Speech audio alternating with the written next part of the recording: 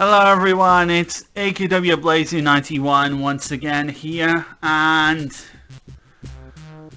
today I'm going to be doing another one of those games I bought videos, and this one is a late one because I've had my hands full this week, just finishing up on game reviews that I started and wanted finished and out of the way as possible before I started doing this video. And there were two game reviews, I should say, that I've just done, and they're up now on my GameSpot channel. One of them was on the Star Wars Battlefront Classic Collection.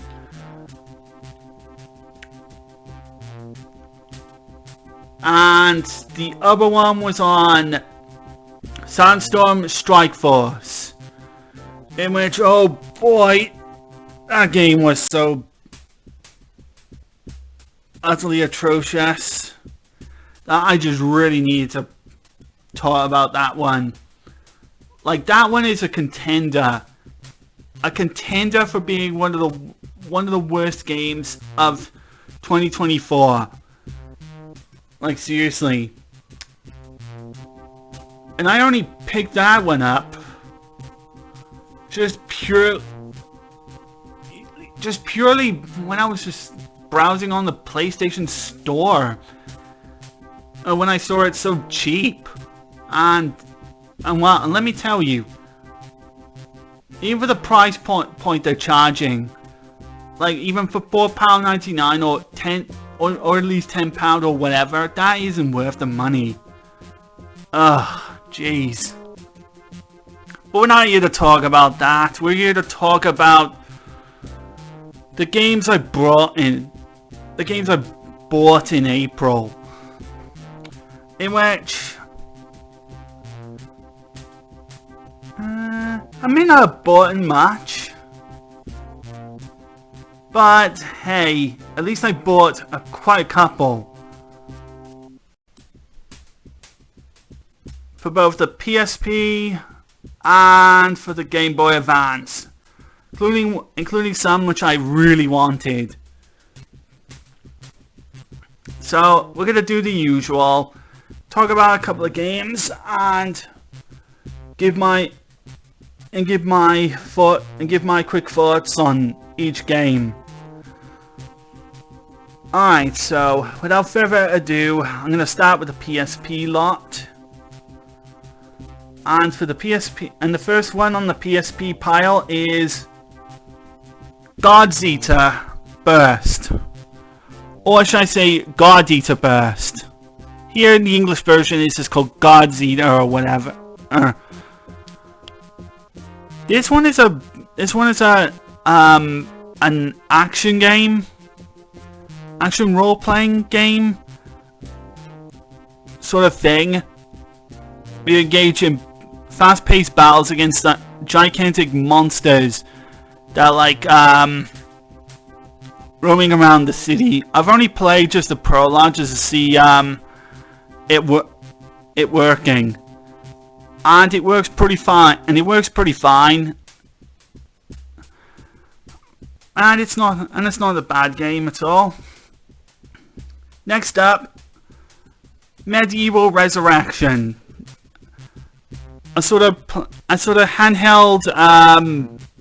Is it a reboot or is it handheld version of the original PlayStation 1 medieval games, and this is another good one, and this is a good one to have on the PlayStation Portable if you love the medieval series,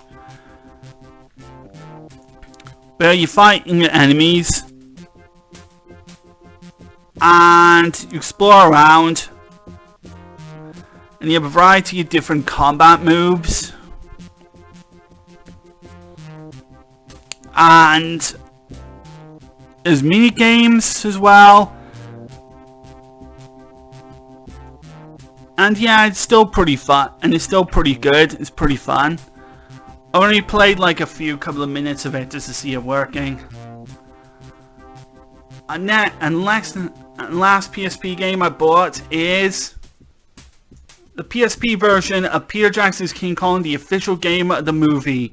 And I got it as a platinum, which is pretty nice. This is one I just bought cheaply that was there. And I just thought, I think I'll get this one cheap, considering they're selling it cheap. And I got it in a silver box. You have to make sure that it goes in with the silver, with the platinum look of it. And this is a game based on the 2005 King Kong movie. I've never seen any of the King Kong movies, quite frankly, to be honest. But I did play the 2005 Peter Jackson King Kong video game that was on the play. There were multiple versions of this game. There was one on PlayStation 2, there was one on GameCube, there was one on Xbox, there was one on PC, there was a version of it for the Xbox 360 also, which was in high definition, which I actually got the Xbox 360 version of it. And then there were handheld versions of it as well, in which the Game Boy Advance version is different because obviously it's on Game Boy. What do you expect? And then there was this version right here also, and then there was the Nintendo DS version, which I also have. It was the DS in which I played the Xbox 360 version of it, the PlayStation 2 version of it. They were both pretty good.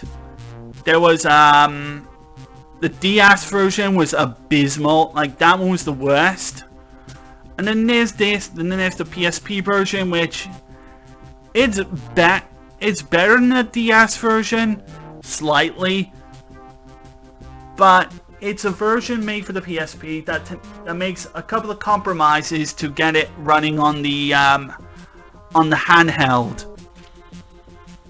So, like those NPC characters that follow you around in the console versions, yeah, they're not present in the PSP version.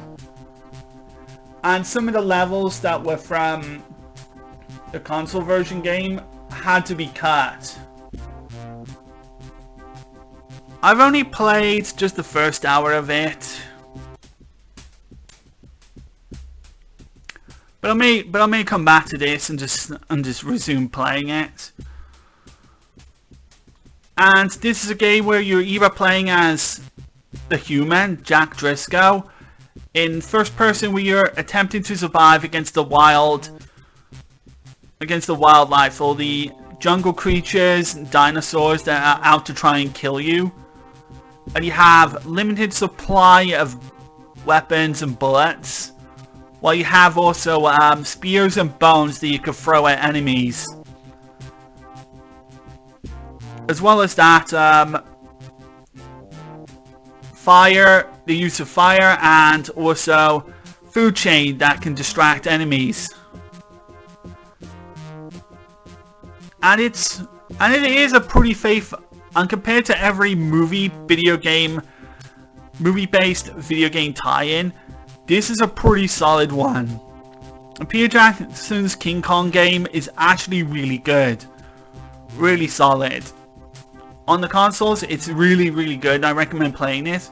The PSP, it at least functions, but you can obviously tell there was a lot of compromises that needed to be done to get it running on it. So I'm not going to critique it too much, but it is what it is, and it's still better than the DS version, which was abysmal. Yeah, seriously, stay away from the DS version of it. Now we got a couple more games here, and I got two for the Game Boy Color, and one is V-Rally. This is a racing game that originally was on the original Game Boy, and there is a version of it that was made specifically for the Game Boy Color, just so it can be in color. And B-Rowdy was one of those games that really pushed with the capable which punched a lot of weight compared to what was on the Game Boy. Like, the tracks looked nice, and the way the graphics on it actually looked pretty solid. And I'm actually into now all these different Game Boy games that punched weight above all other Game Boy games. Like, Game Boy games that have the best graphics.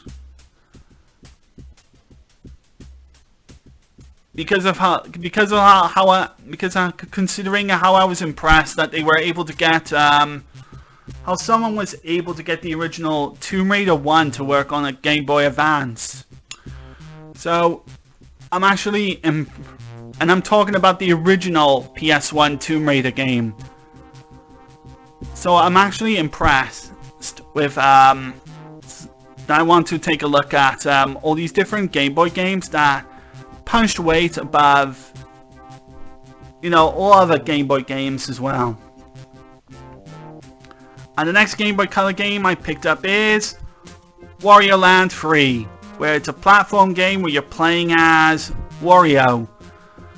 After Mario Land 3 on the Game Boy, on the original Game Boy, where they changed the ideas, when Nintendo changed ideas around and had a different character to play as instead of Mario, they created the anti-hero character Wario.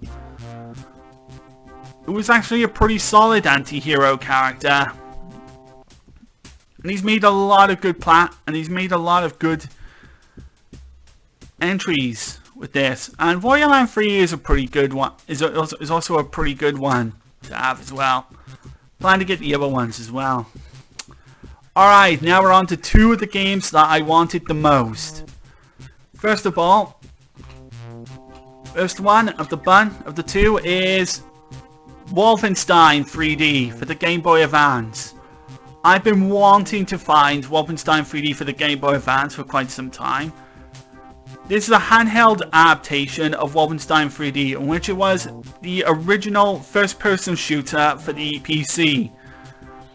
And there were ports of Wolfenstein 3D that were out there. Wolfenstein 3D was all over the place. It was on PS3, Xbox 360.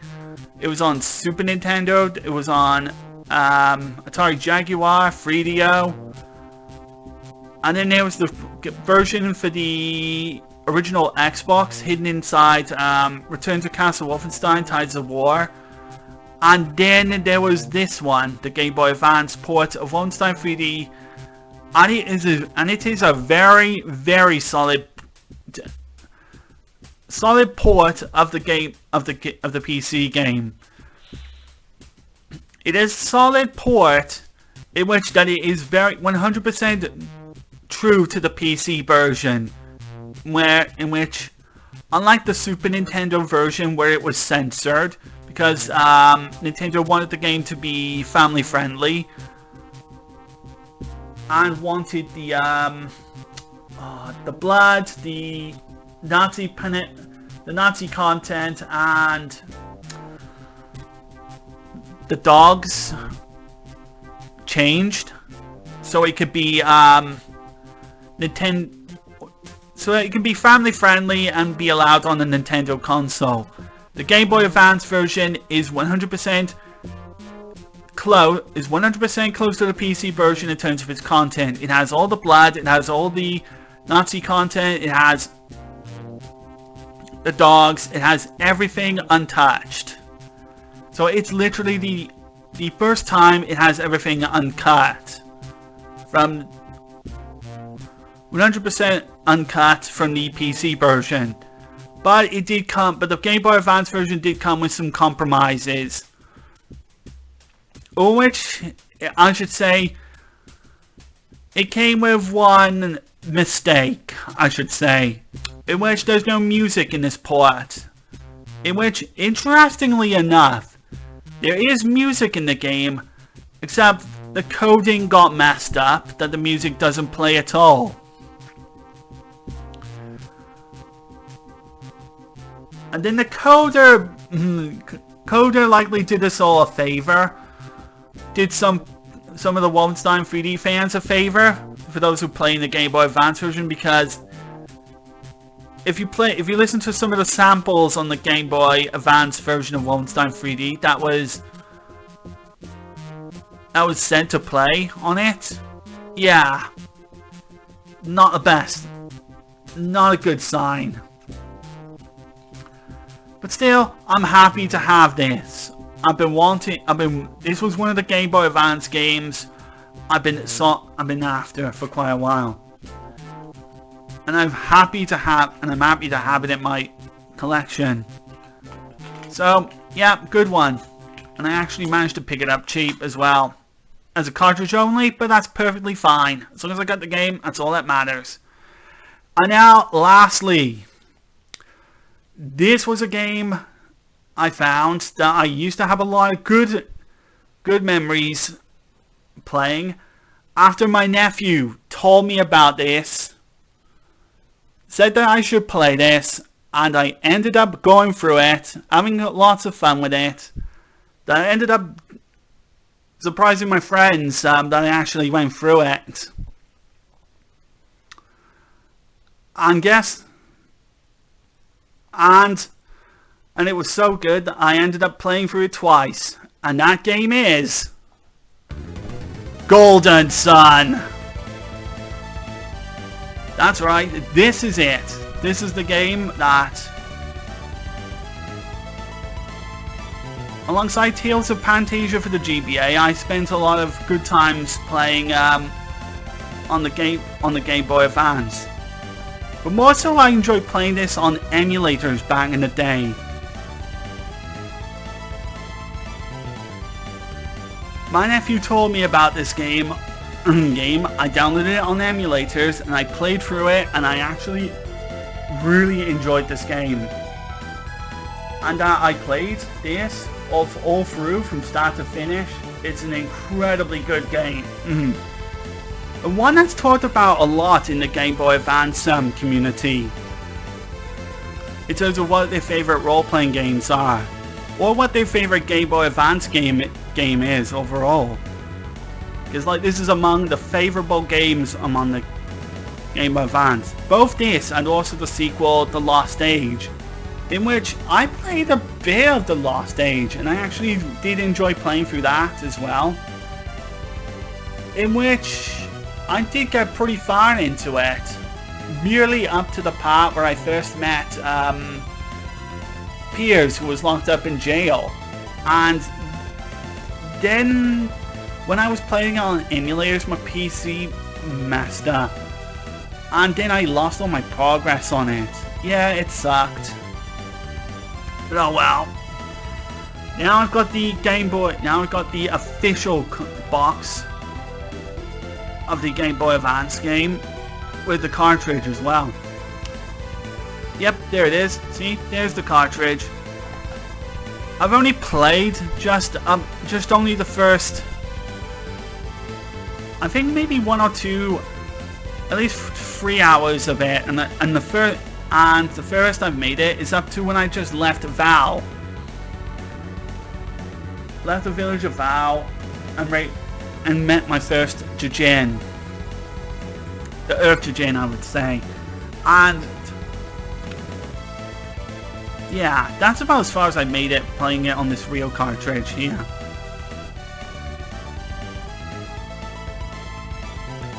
So you have this game, and then you also have part 2, which is The Lost Age, in which it continues on from the storyline of the original.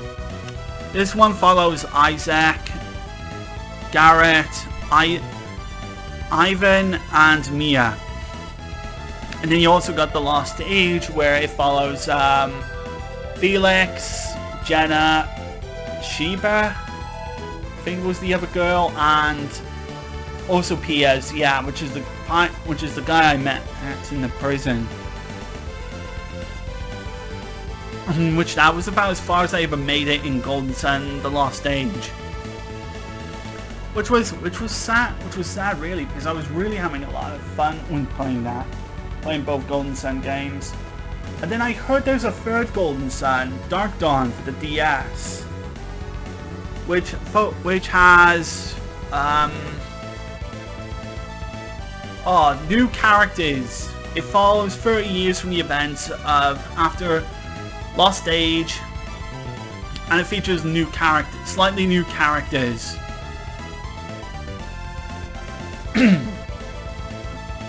So, and I actually would like to get that one as well. After getting this, I do want to track down.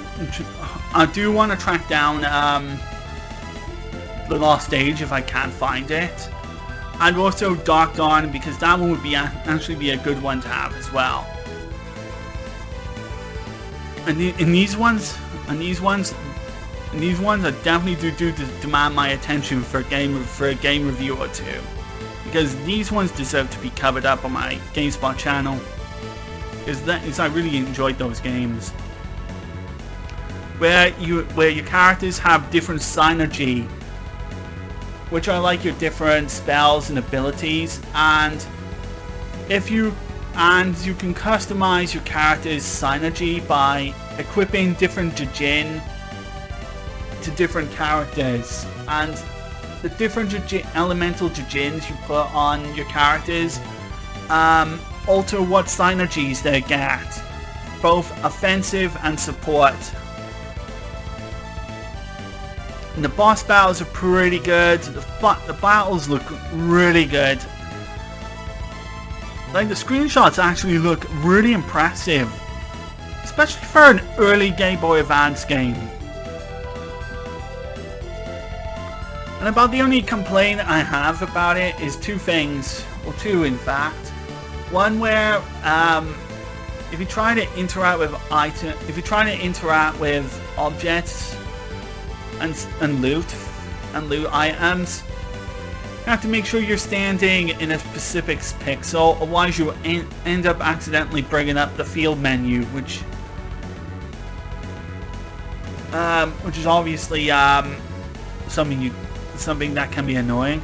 And obviously, a big minor flaw with it is that if you kill an enemy before the other characters can get a turn off on them, but they'll end up wasting their turns and going on defense. It's a little annoying, but I can get used to it over time. And it's the same thing in Golden Sun: The Lost Age. And yeah, so I'm absolutely happy to have Golden Sun the original. It was one of the best RPGs for the Game Boy Advance. Truly one of the greatest for the platform in general. So yeah, I'm happy to have this, and I'll hope to maybe track down The Lost Age and also Dark Dawn as well. And I heard recently they put Golden Sun on the Nintendo Switch's online service. So if you do want to play Golden Sun, if you're on the Switch, now's your chance to play it before it disappears. So yeah, here's all the games I purchased.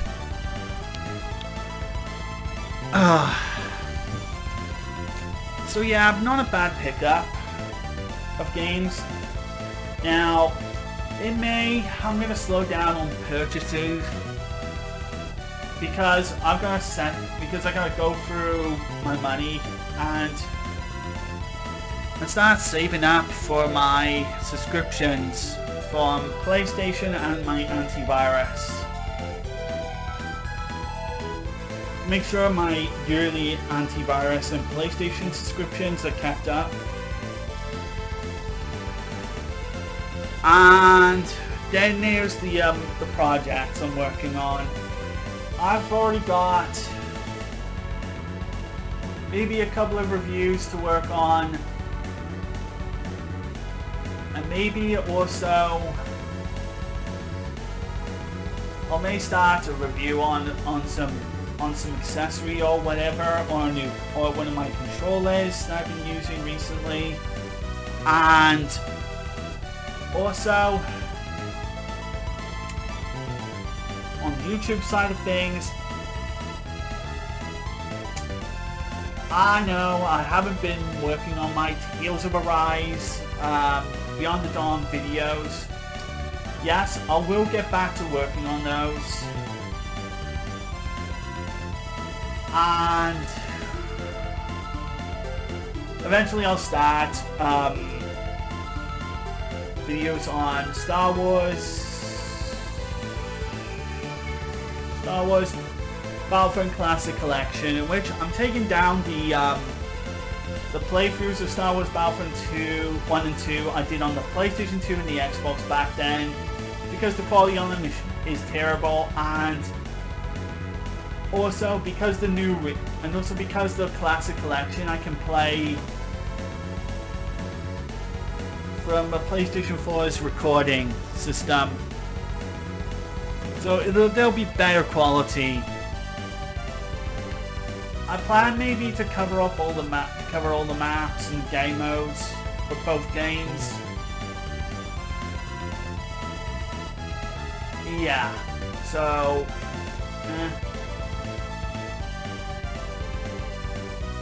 so that's that. And then there's some clear-ups. Recently I have been returning to Splitgate, playing that, merely just to try and improve scores and improve my ranking. But I've overheard that the PlayStation 3's online may be closing down sooner than expected, or just sometime this year, in which sometime I'm gonna have to start going through my PlayStation 3 games and start playing the games online before they go off for trophies. So yeah. So that is literally going to be what I have to say for this games I bought video. It's just don't expect possibly some big game purchases throughout May, because I'm going to be doing some saving up. And if I ever do buy some games, maybe I'll cover it in a video or whatever. But either way, I hope you all enjoyed this video. And if you've liked the video, be sure to give it a comment, and of course subscribe if you enjoy some of my content. And yeah, take care of yourselves, and goodbye.